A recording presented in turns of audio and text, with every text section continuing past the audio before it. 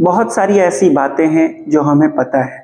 उसमें से एक बात ये भी है कि हमें यहाँ इस धरती पे एक सर्टेन पीरियड ऑफ टाइम के लिए हैं, उसके बाद हमें जाना होगा। अगर हम एक स्किल्ड तरीके से अपने टाइम को मैनेज कर लें तो हम इस जीवन को जो हमें मिला है उसको बेहतर तरीके से जी पाएंगे। वो जीवन के हर पहलू में लागू होता है, चाहे आपके पढ़ाई से रिलेटेड हो या फिर आपके कैरियर से रिलेटेड हो या फिर आपके बुढ़ापे से रिलेटेड हो, हर जगह ये काम करता है। तो हमारा आज का ऑब्जेक्टिव है कि टाइम मैनेजमेंट कैसे करें कि उसको अपने टास्क कंप्लीशन में इफेक्टिवली यूज करें। अगर आप मुझे कुछ वक्त दें, थोड़ा कुछ मिनट दें, तो मैं इस पे आपको डिटेल में बता सकता हूँ कि मैं क्या सीखता हूँ, कहाँ से सीखता हूँ और किस टेक्निक से आप इन सब चीज़ों को मैनेज कर सकते हैं, अपना टाइम मैनेज कर सकते हैं, अपने पूरे 24 घंटे को प्रोडक्टिव तरीके से यूज कर सकते हैं। क्यों सीखें ये? अगर आप ये सीख लेते हैं तो आपके जीवन से डेडलाइन का स्ट्रेस खत्म हो जाएगा। अगर आप ये सीख लेते हैं तो आपको इस फोबिया से बाहर निकलने में मदद हो जाएगी कि मैं यूं ही जीवन जी रहा हूं, कुछ प्रोडक्टिव नहीं कर रहा हूं। अगर आप ये सीख लेते हैं तो आप अपने ऑफिस का काम घर पे नहीं करेंगे, घर का काम ऑफिस में कॉल पे नहीं करेंगे, एक प्रोफेशनल एंड पर्सनल लाइफ को बैलेंस कर पाएंगे। तो ये इस वीडियो का ऑब्जेक्टिव है। मुझे आपके कुछ मिनट चाहिए, मैं बहुत ही अच्छे से इसको एक्सप्लेन करने की कोशिश करूंगा।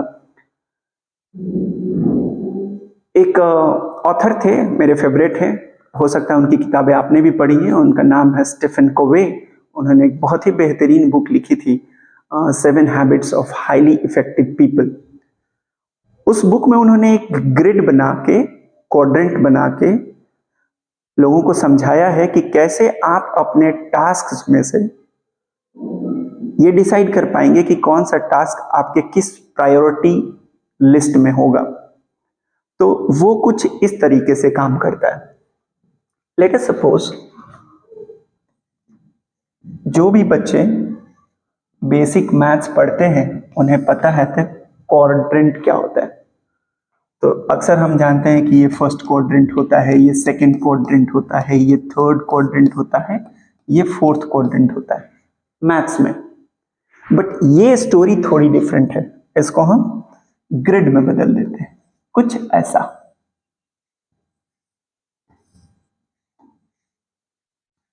अगर मैं कहूं कि टास्क को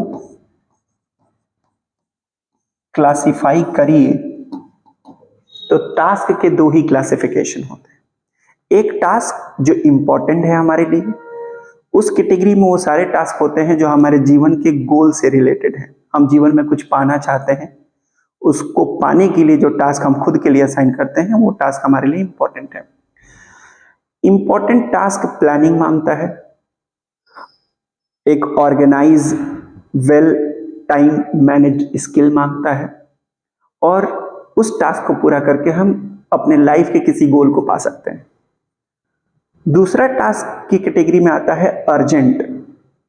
अर्जेंट टास्क डरावना होता है, वो आपके करंट फोकस्ड टास्क से हटा के अपनी तरफ खींचता है, और बहुत लंबे समय तक अगर अर्जेंट टास्क पे कोई काम करे तो उसको स्ट्रेस हो सकता है।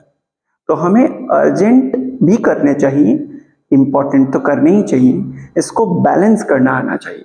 अब अर्जेंट टास्क में ये होता है कि मैं यहाँ पे वीडियो शूट कर रहा हूँ आपके लिए और यहाँ आग लग जाए, ऐसा हो नहीं, बट हाइपोथेटिकली आप मान के चलिए। तो मैं ये वीडियो जाए भाड़ में, मुझे यहाँ पे इमीडिएटली एक्शन लेना होगा कि मुझे यहाँ से बाहर निकलना है, क्योंकि आग लग जाना एक अनफॉर्चुनेटली असाइंड अर्जेंट टास्क है। जो मेरे जैसे वीडियो बनाना, अपने बच्चों को मोटिवेट करना, अगर ये मेरे लिए इंपॉर्टेंट है तो एक अर्जेंट टास्क ने मेरे इंपॉर्टेंट टास्क को पॉज कर दिया फॉर द टाइम बिंग और मुझे अर्जेंसी की तरफ लेके चला गया। तो मैं इस क्वाड्रेंट में, ये मेरा नहीं है कोई क्वाड्रेंट्स कॉन्सेप्ट, मैंने जैसा कि बताया स्टीफन कोवे का कॉन्सेप्ट है, बहुत बेहतरीन तरीके से वो समझाते हैं कि अगर ये अर्जेंट है और ये नॉट अर्जेंट है, अगर ये इंपॉर्टेंट है, ये नॉट इंपॉर्टेंट है। तो ये फर्स्ट सेट होगा। ये क्राइसिस का दौर है। क्राइसिस, क्राइसिस, क्राइसिस मतलब वो सारे टास्क जो इंपॉर्टेंट भी हैं और अर्जेंट भी हैं। जैसा कि मैंने बताया कि आग लग जाना, आग लगना इस कैटेगरी में आता है, जो अर्जेंट भी हो, इंपॉर्टेंट भी हो। फिर दूसरा क्वाड्रेंट है, हमें बचना चाहिए इस क्वाड्रेंट से, क्योंकि अगर इस क्वाड्रेंट में ज्यादा रहेंगे तो आपको स्ट्रेस्ड आउट हो जाएंगे। मतलब करना है बट इस क्वाड्रेंट से बचना है। सबसे बेहतरीन होता है ये क्वाड्रेंट, जो इंपॉर्टेंट तो है बट अर्जेंट नहीं है। इसमें आपके लाइफ के गोल हो सकते हैं, लाइफ के गोल हो सकते हैं, तो आप इसमें ज्यादा से ज्यादा टाइम दे सकते हैं। फिर थर्ड क्वाड्रेंट आता है जो अर्जेंट तो है बट इंपॉर्टेंट नहीं है। अब इसको कैसे मैनेज करना है? अब ये एक तरीके का इंटरप्शन है, ये एक तरीके का इंटरप्शन है।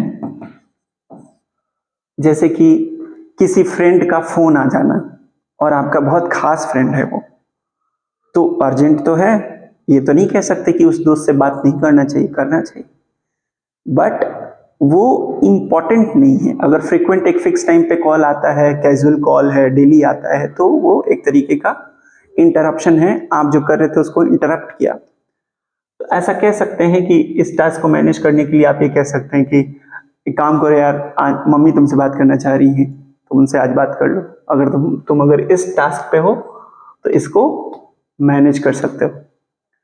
अगर कुछ ऐसे टास्क हैं जैसे कि इंस्टाग्राम स्क्रॉल करना, या फिर बहुत सारे पेंडिंग ईमेल्स को पढ़ना, जंक्स में जो पड़े रहते हैं ईमेल्स उसको पढ़ना, या फिर चैटिंग करना अपने पुराने दोस्तों से बेमतलब, तो वो इस कैटेगरी में आता है।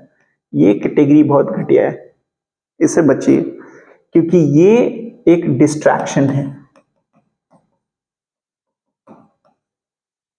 डिस्ट्रैक्शन से बचना है, तो इस क्वाड्रेंट को तो पूरी तरीके से डिलीट कर दीजिए, इसको तो लाइफ से अपने हटा दीजिए।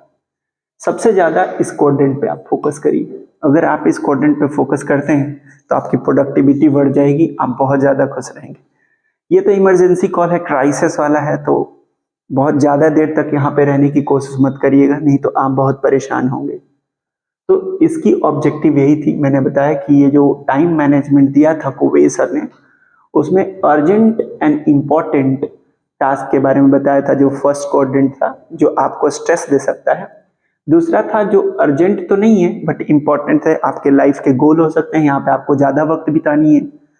फिर अर्जेंट नॉट इम्पॉर्टेंट, जैसे मैंने बोला आपका दोस्त का फोन आना डेली फिक्स टाइम पे, वो एक इंटरप्शन है। नॉट अर्जेंट नॉट इम्पॉर्टेंट, भैया इससे बचो, नहीं तो बर्बाद हो जाओगे। तो ये कुछ ऐसी बातें थी जो मुझे आपसे डिस्कस करनी थी। मुझे उम्मीद है आपको ये पसंद आएगा। Thank you so much. मैं पवन सिंह, कौशल्या क्लासेस से।